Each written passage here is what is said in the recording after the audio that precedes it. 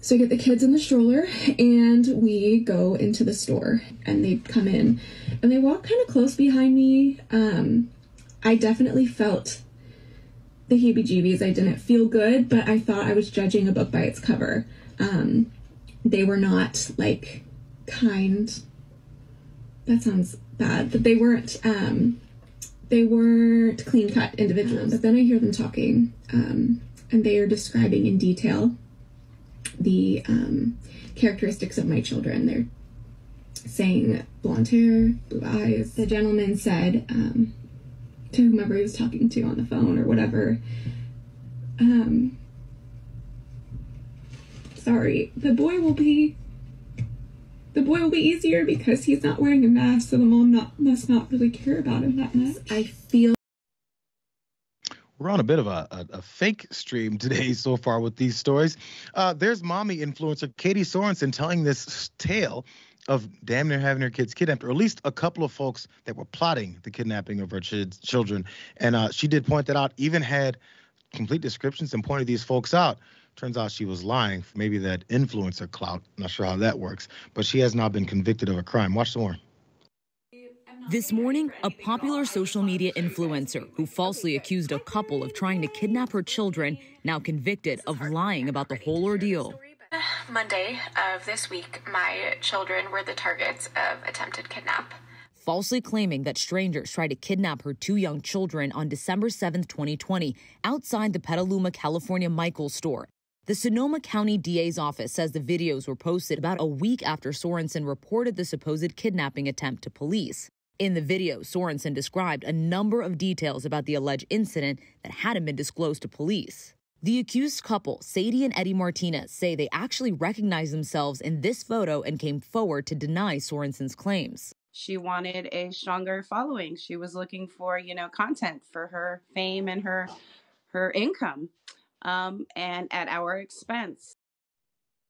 Yeah, that's dirty.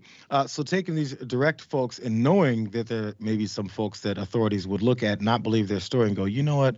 This lady who was talking about her blonde hair and blue-eyed children potentially being kidnapped, we have to make sure we protect. She's probably seen this play out in her past before, and she's like, this will work. Clout and some people that I don't give a damn about may go to jail.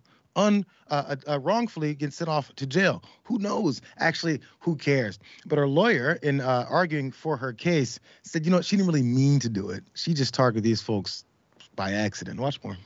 She misperceived and misunderstood a series of random events which were occurring around her, and made an honest report to the police on December 7th. Her attorney adding that it was when Sorensen reviewed the evidence that she realized she was wrong. I don't think she had any understanding of how this would spread and the impact it would cause.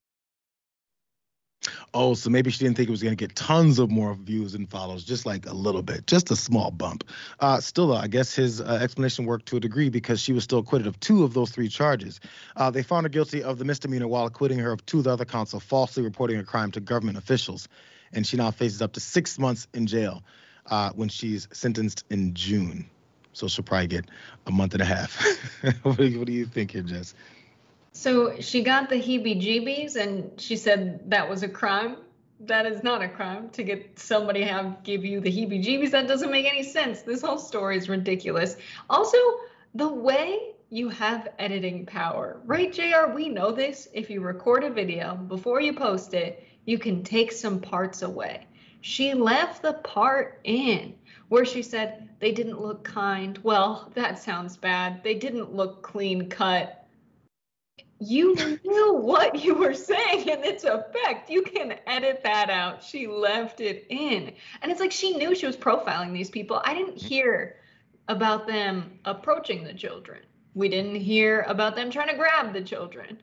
We heard her relay them describe their physical characteristics, which who knows if they're talking about those kids. On the phone with someone, it could have been about their niece and nephew, which they have, which it seems a little bit weird that a blonde-haired, blue-eyed mom is obsessed with the idea of people who don't look like her wanting her blue-eyed, blonde-haired kids. Like, it's a weird vibe, JL. It seems kind of weird though, but she does know as long as how can she describe these minorities that are dangerous looking if she doesn't describe them the way people would consider dangerous minorities to be? Not clean cut. She can't say thugs or looks like they're illegals. She can't say all that stuff because it's a little bit too broad, too over the top. So she has to give some little indicators and maybe they'll tie the loose ends afterwards. But still, she has been convicted. We'll see what happens to her next. Maybe she'll go in court and say, I was really, truly mistaken. And then they'll take sympathies on her because that's our judicial system here in America.